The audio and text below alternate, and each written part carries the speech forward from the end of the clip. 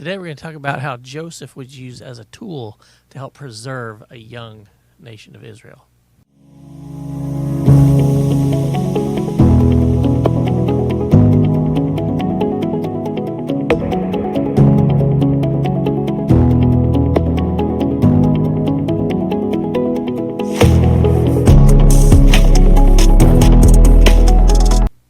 Hey, Josh. Hey. Something's different today. I don't know what it is. Yeah. There's several things different today, isn't there? Well, my phone's not on vibrate today. Okay. And it's Saturday. Yeah. As a matter of fact. You've been out of town, down south. Yeah, I had to go down to South Florida and do a bunch of engineering stuff, Yeah. advise on a bunch of litigation cases, Right.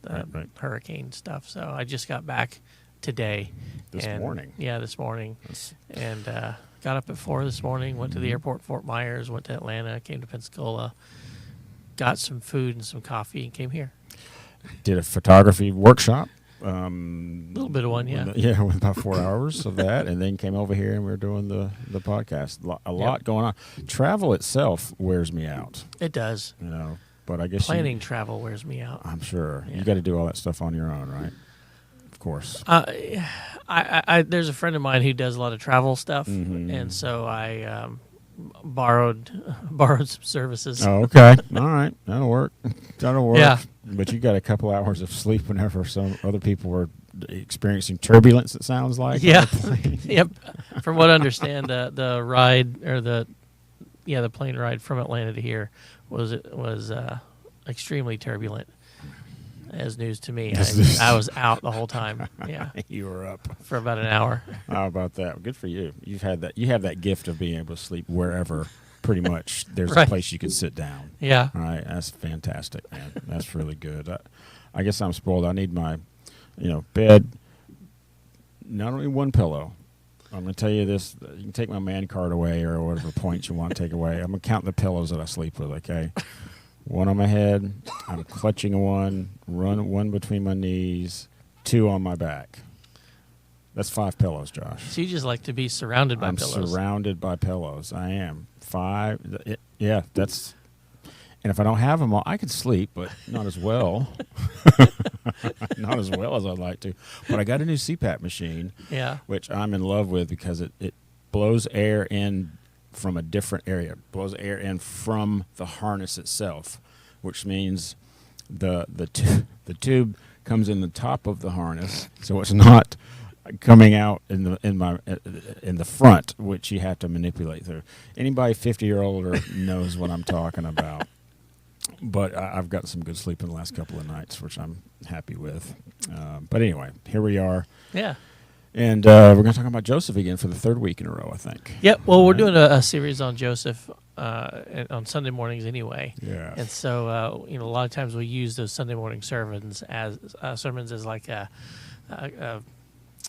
source material in what we do in the podcast. Jumping off point, perhaps. Not that you have to listen to the sermon right. in order to get anything out of the podcast. But, right. Or vice versa. Yeah. Right. Don't have to do any of Well, I think you really do need to listen to the podcast. I agree with that. I agree with that. To get the whole, meaning. Right. Anyway, so that's what we're going to do today. It's and see how that goes. Yep. Were you able to do any prep down south with this? Not as much as I'd have liked to. Yeah. But I did a little bit. Yeah. Got some done. Yeah. Did you spend a lot of time on top of houses inside of? How did that work? So it's kind of interesting the way these went.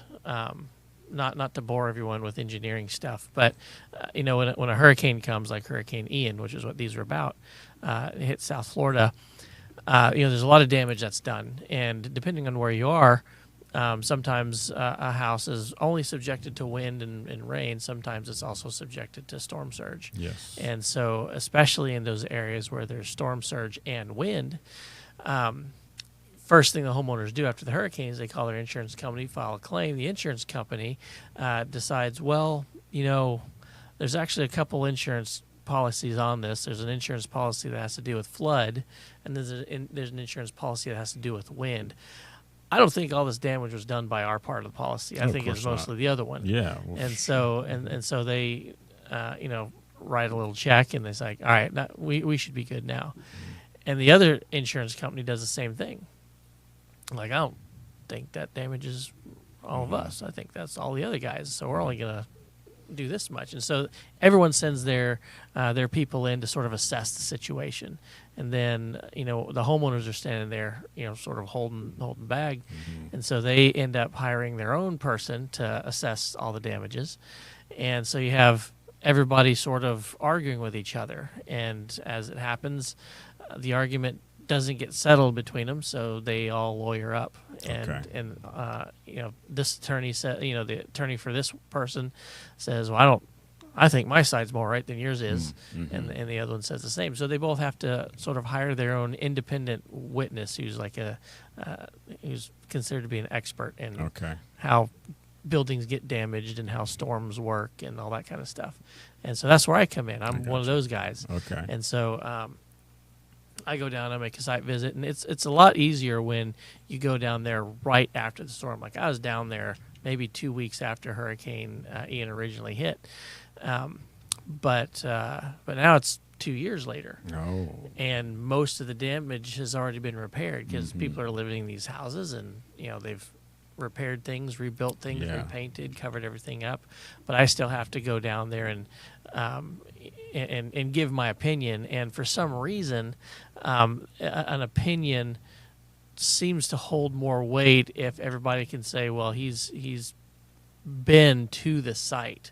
Sure. After all of the damage has been covered up, he was there and looked at the new house. Okay. And most of my I come back and I write a big technical report on it, and most of it's based on all the pictures that were taken long before I was ever there. Okay. But for some reason, attorneys like to see that you've actually been to the site. Okay. And so that's mainly what I was doing. I see. Yeah. All right. So you could go back down there if you have to go to court. That's part of your job too, as an expert witness, right? Yeah, because I'll write my opinion, and then the other side, they have some engineers, whatever, go and write their opinion in too, and sometimes those opinions don't agree, or maybe these opinions,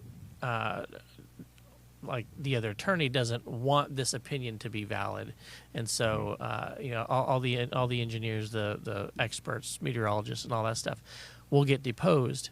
And it's really that attorney's, the opposing attorney's opportunity to question us and be like, was your opinion actually based in some scientific method or, reasonable means of analyzing this stuff? Or are you just kind of like shooting from the hip? Okay. And, you're going to just say whoever, whatever the person hires you wants you to say. So And they're asking basically, why are you an expert? Why should we listen to you? Yeah, why are you an expert? Why should we listen to you? And why, in this specific opinion, should we listen to you? Yeah. Like, what makes this opinion valid? And so a lot of times I'm answering questions about engineering and physics and materials and that kind of stuff. Keeping people just totally on the edge of their seat whenever you're Oh, yeah, talking. it's riveting material. Yeah. Sitting there, I think my record is I sat there for 6.5 hours. Oh my god! Just answering questions and going through all of my pictures. Oh and my gosh! all that stuff. Wow! Yeah. Wow, that's a big job. Yep. Good gracious! It was. I don't know, the way my brain works. It gets more hardened as the time goes by because like. There was a lot of that was totally unnecessary, but I made it a point like I am not going to be the one that asks to go to a break first. Really? Yeah. So it was a competition. I will sit here as long as anyone else is, and I won't even act like it bothers me. Gotcha. Okay. All right. And good. sure enough, the other person broke first. Like, guys, I need to get some food. I need to go to the rest or something. Whatever. Yeah, this guy's killing me up here. Yeah, and so I just, they chose to end it, and I'm like, oh well, hey, that was a lot of fun. Let's do that again. That's too funny. It's got to be somewhat intimidating. I mean, I just, as a potential juror, it's intimidating to go into a court of law. It is. Have you gotten used to that? A little bit. Yeah. There's still some nervousness or like a little bit of intimidation to it. The pomp and circumstances of the judge coming in, everybody standing up, and all the words being said, and all the. Well, most of mine are depositions that are done like through Zoom. Oh, okay. It hasn't gone to trial yet. Oh, okay. Okay. Very few of the cases I get involved in actually go to trial. Okay. Okay. Gotcha. But trial is where you sit in front of the jury. That's right. I'm thinking of trial, yeah, of course. But yeah, usually like at the beginning it'll be a little intimidating, but once I start getting into the actual material, I sort of forget about that. It's kind of like the same way when I'm teaching a Bible study or something. Okay. You know, there's the intimidating factor about it where you're standing in front of a bunch of people, you know, essentially, you know, sharing the results of your research. Yeah. You know? Right. Sure. Yeah. Your study. But if it's something you're interested in anyway, yeah. You start to get lost in the material, and you kind of forget. I do anyway. I forget the nervousness. All right. Gotcha. Okay. Well, today we're going to be talking about Joseph again. Man, I just have such a high respect for him and just who he is. I don't ever have some Bible study characters. Some people from back in the day, I have a picture of what they look like, and I don't really think of a face or anything of Joseph. I think more of his character, right? If that makes sense. Just a obscure kind of character of, man, you can't bring me down. I don't care where you put me. I'm going to rise to the top in that situation. Yeah. You know, and I think that's so much more important to me. I always think of positive things whenever I think of him, and think of everyday stuff that we go through, that I go through, that how do I make this the best it can possibly be? Man, I fail so much more than I succeed, but just having that in the back of my mind is a powerful witness, I think. Yeah. You know, so. What would you say, like looking back at different trials and things that God's brought you through, what would you say would be like the longest span of time that it took to go through a specific trial? 2 years. 2 years? 2 years, yep. My wife and I had to go through a legal situation. Okay. You've mentioned this before. Yeah. Last 2 years, it was because of my doing. She was involved with it because I was involved with it, and it involved investigators invading our home, capturing things that they thought necessary to make their case, and then taking them with them. And I was out on a bike ride. And I came back. I used to get up at 6:30, 5:30, go for a bike ride, come back. And when I came back, there were what you would expect, all these big SUV, dark windowed SUVs, unmarked cars all around our house. Yeah. And I came inside. I said, "What?" And they had Donna sitting on the sofa. She couldn't move. She was in what she was sleeping with. She could not move. They totally seized the house and went through everything. They were there for 2.5 to 3 hours, going through every nook and cranny of whatever had this person's name on it. I was a social worker at the time, so they were essentially looking for Medicaid fraud, is what they were looking for, and they didn't find any. But it doesn't matter whenever you're being held hostage. Right. I'm just going to use that word because if I would have got up, all of them had guns. What would happen if I would have got up?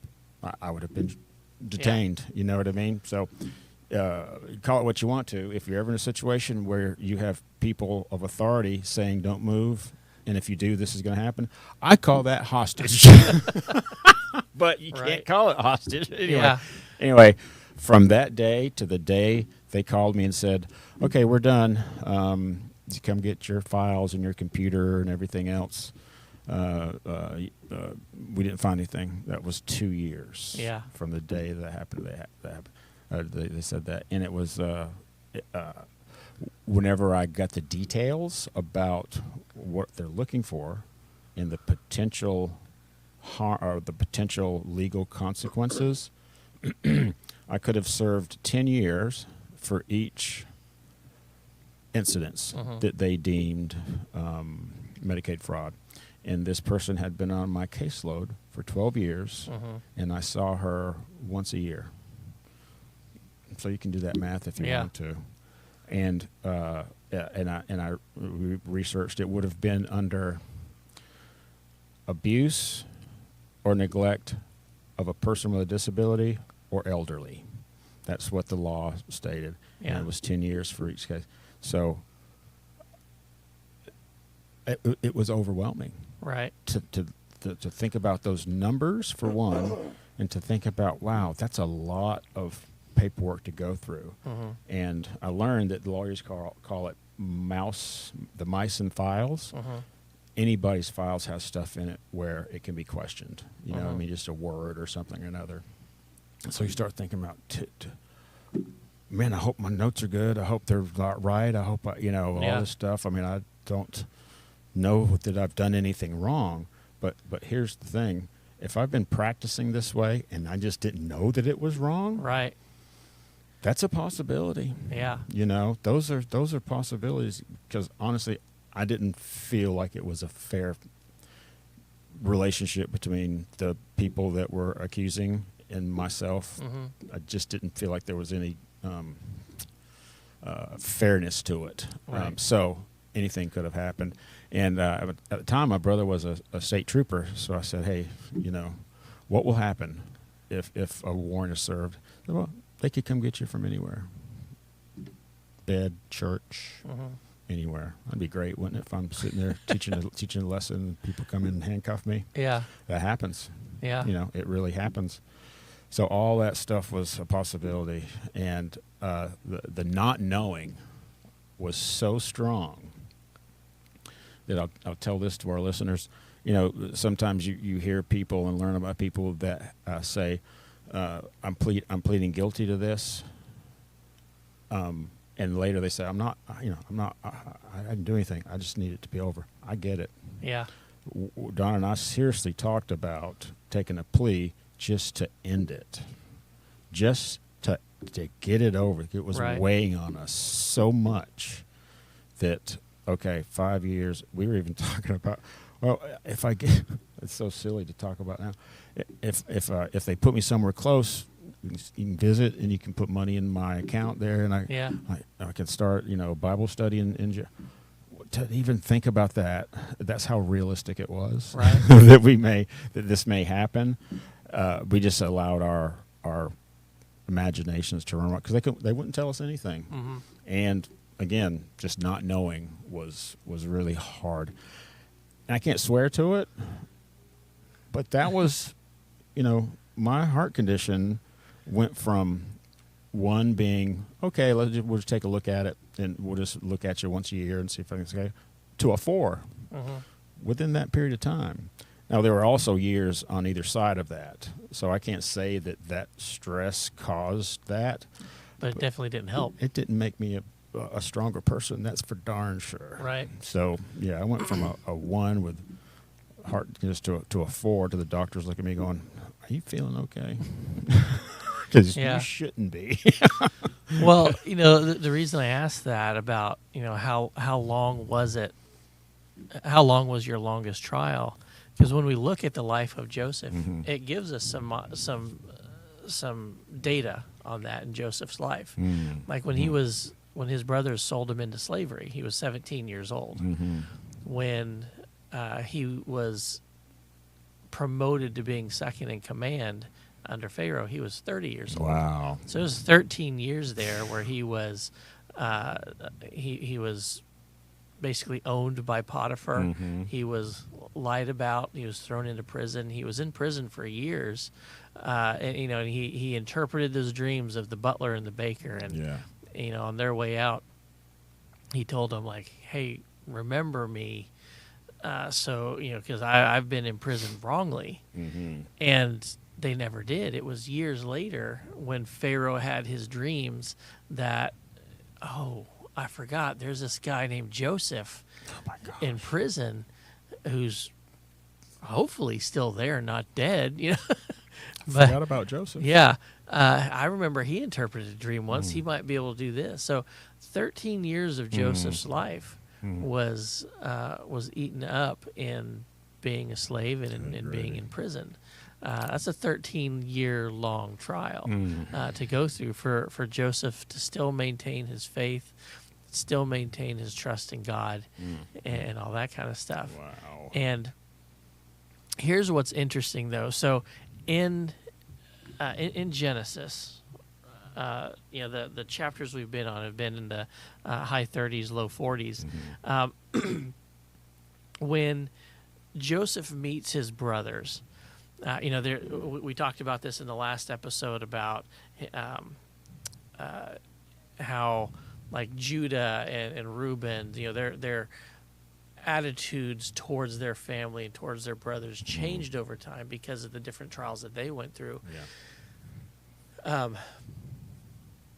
Joseph's perspective was really convicting because there were a lot of ways he could have gone with this. God's forgotten about me. God doesn't care about me, or this whatever God is bringing me through. It's too much. It's not fair. He could have gone down all those roads, and I wouldn't blame him for having those kinds of thoughts. Being in year 5 in prison or whatever, just be like, what in the world is going on? And yet, when he finally reveals himself to his brothers, he makes this statement, because his brothers are like freaking out, like, oh my goodness, this guy that we didn't even recognize, this is our brother Joseph that we haven't seen him in 13 years. More than that, because it was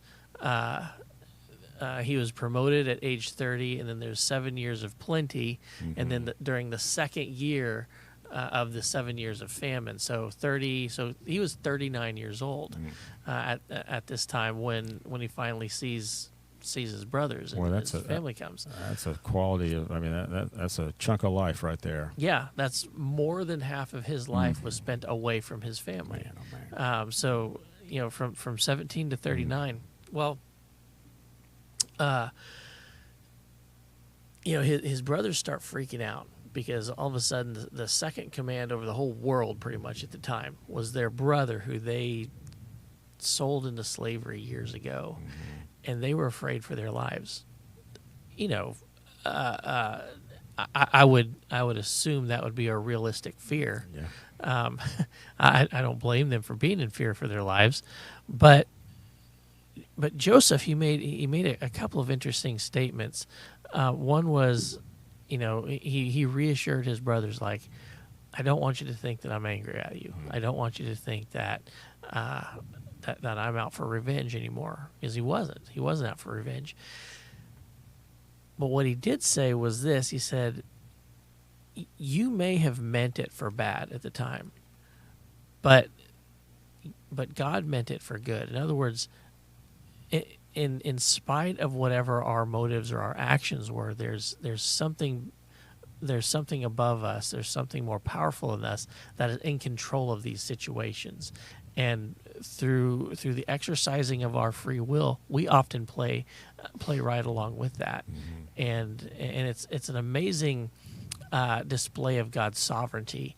Even though we have free will, God's sovereign over all that. And Joseph saw that because he said, you meant it for bad, God meant it for good. He put me in the places where I needed to be in order to save our family. And that in itself is a really compelling idea, because in Genesis chapter 46, we're kind of jumping ahead a little bit from where we are on Sunday mornings, but it says in Genesis 46, and Israel took his journey with all that he had. So talking about Jacob, because remember God changed his name to Israel, which, by the way, very interesting name, because in the Hebrew, that name basically means to wrestle with God. Because remember when Jacob was given that name, he had gone, I believe it was to Beersheba, and he sacrificed in the place where his fathers were, in the place where Isaac was, and built an altar, and he sacrificed there. And God appeared to him and wrestled with him and broke his leg to where he walked with a limp the rest of his life. But there changed his name to Israel, because Jacob kept wrestling back and saying, I'm not going to let you go until you bless me, and all this stuff. Well, part of that was his name being changed to Israel, which means to wrestle with God. And that's such an interesting name for God to give someone, because we often wrestle with God. You know, when you're in your trial, when I've been in different trials, when I'm sure when Joseph was going through his 13 years of slavery and imprisonment and stuff, he probably wrestled with God or the idea of God or the identity of God or whatever. Because why, if I've been giving my life to God and honestly been trying to serve Him in all that I do, why in the world would He do this to me? And yet Jacob didn't, or Joseph didn't share that type of attitude when he was talking to his brothers. He said, "No, God put me in the places He did because He had a specific purpose." And going back to Genesis 46, notice it didn't say that Joseph took the journey with his family. You know, it didn't say Joseph brought his family down. It says, "Now Israel took his journey with all that he had and came to Beersheba and offered sacrifices unto the God of his father Isaac. And God spake unto Israel in the visions that night and said, Jacob, Jacob. He said, Here am I. He said, I am the God of thy father. Fear not to go down to Egypt, for I will there make of thee a great nation. I will go down with thee into Egypt. I will also surely bring thee up again, and Joseph shall put his hand upon thine eyes." And Jacob rose from Beersheba, and the sons of Israel carried Jacob their father and their little ones, their wives, in the wagons which Pharaoh had set to carry them. They took their cattle and their goods, which they had gotten in the land of Canaan, and came into Egypt, Jacob and all his seed with him, his sons' sons with him, his daughters, his sons' daughters, and all his seed brought he with him to Egypt. And these are the names of the children of Israel which came into Egypt: Jacob, his sons Reuben, Jacob's firstborn. And then it goes on for the rest of the chapter to name 70 different people that were all the lineage of Jacob, of Israel, one of which being Joseph. And the reason I point all that out is because we've been spending several weeks talking about the life of Joseph. And what we have to realize is Joseph is a story within a larger story. This account in Genesis isn't the account of Joseph, it's the account of Israel. Joseph was a tool that God used to preserve Israel and begin Israel's ability to be built into a larger nation. Because in Genesis 46, there were 70 people that went and lived in Israel. They came out of the land of Canaan. Remember, Abraham lived in Canaan, Isaac lived in Canaan, Jacob lived in Canaan. All of his sons were born in Canaan. They left Canaan for over 4 centuries, only to come back to the land that God had promised them. I don't even know 70 people out of the entire land of Canaan. You know, the Bible says that Jacob was wealthy and a lot of people knew of him and his family and everything, but I can't imagine 70 people made that much of a dent in the politics of the land of Canaan at the time. And yet, this little group of 70 people are going to come back 4 centuries later and take over the place as a family of over 1 million, most likely. Well, Joseph, all of the attention that he gets in Genesis, he reminds his brothers, he reminds us as a result that this story isn't about him. Joseph isn't the patriarch of the nation of Israel. Jacob is, Isaac is, Abraham is, and he goes back to that God of his fathers and his grandfather and his great-grandfather and says, the God of Abraham, the God of Isaac, the God of Jacob, this is the God that we serve.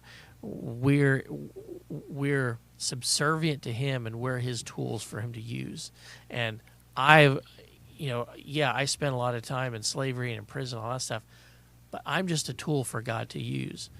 All of that stuff in hindsight, I see exactly why now he did that. It wasn't because he had some horrible plan for me or he was trying to punish me or anything. he was using me as a tool to preserve a family that was going to become a nation that would change the entire world. And so, 13 years, 17 years, however long, that took, it's kind of a drop in the bucket because ultimately he was placed in the exact spots that he needed to be to affect the kind of change that God desired. Wow. And his realization of that is really convicting because God uses us, and a lot of times we complain in the middle of him using us because we don't like discomfort. It's hard to see past the discomfort. Yeah. Whenever you're in it, it's really difficult to see past it. Right. And whenever I hear learn of people that commit suicide, I think, man, what a dark place. What a dark place that has to be to not be able to see beyond that moment. You're, if all things being equal, I mean, you got to be thinking that the person's thinking that this is not ever going to get any better in just in their life. It is very difficult to see. There was times during those 2 years that I thought, when, not knowing. You go on a trip, right? You've never been somewhere. It feels like it takes forever to get there because there's no landmarks. You don't recognize anything. I don't know when it's going to end.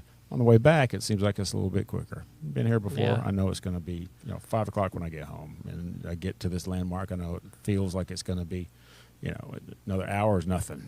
Right. Just the unfamiliarity of it is tough. I remember listening to someone recounting Charles Lindbergh flying across the Atlantic Ocean. I can't remember if it's Atlantic or Pacific, but there is this tremendous battle that went on in his mind during the first leg of that trip, the first half of that trip, because no one had ever done this before. He wasn't sure if he was going to be able to do it, and in his mind, he kept hearing the voice saying, "Go back, go back, go back. You're closer to the beginning than the end. You're never going to make it. You need to go back." And being out over the ocean, there are no landmarks, right? but eventually, he knew that there was this one landmark that indicated he had crossed the halfway point. He didn't know if he was maybe getting off track of that or whatever. There were times when he accidentally fell asleep and woke up and he was like right over the waves, almost died, all that stuff. And there was always that voice in his head like, go back, go back, go back. But the moment he crossed that halfway point, that voice changed. He never heard that other one again. It was always go forward, go forward, go forward. You're closer to the end than you are the beginning. Don't go back. Wow. Man, we can talk ourselves in or out of anything, can't we? I mean, we really can. I recall in some of the harder, even not the harder bicycle races I was in, you're pushing yourself harder than your body should be pushed to do well. And it's just, man, there was one time, and I think it was in Georgia or whatever, I was ending. It was an ending on the top of a high part of a mountain. And I was suffering all day. It was hot, man. I was just suffering. It was hard. It was just really a tough day. Bad weather. I got to the bottom of I've never raced it before, so I didn't really know it. Didn't have GPS or anything. Got to the bottom of a hill, and the saw sign says 3 more miles. And sitting here, even, you think, finally 3 more miles. I remember like it was yesterday. I thought, oh my gosh, 3 more miles? And it was uphill. Yeah. 3 more miles uphill. How am I ever? And obviously I finally made it, but it's all about that perspective. You know what I mean? It was so hard. I just remember sitting on that wheel and just the one in front of me just say, when is it ever going to end? When is it ever going to end? When is it ever going to end? But it always does. Yeah. It always has. And that's what I kept thought about that so many times. It always has. And also people around me are suffering just as bad as I am. Might not be true, but it's good to think that way. Whenever we go through trials, we just, Chris and I just, talked to Butch, one of the pastors here, about his last couple of weeks. He is he leads the seniors, meaning 55 and over. He's had so many people sick and in the hospital, and he got up one morning, and like 2 weeks after that morning, so many people got in the hospital, not having any indication that this was going to happen, but just snowball after snowball, people going in the hospital, being sick. One guy is really, really sick, and he's making his way back, but he's still sick in that he's not really responsive, but he's doing better than he was. And people just falling, breaking their, bones in their faces, one thing after another. There's always a story happening, and we just have to keep pushing through. Weeks before that, everything was going pretty, everybody's doing really, really good. Now there's 15 people in his group that are suffering that need ministering to, and he's going to, today he's doing, this is the life of a pastor. He did a funeral or something like that yesterday, or going to do a funeral tomorrow.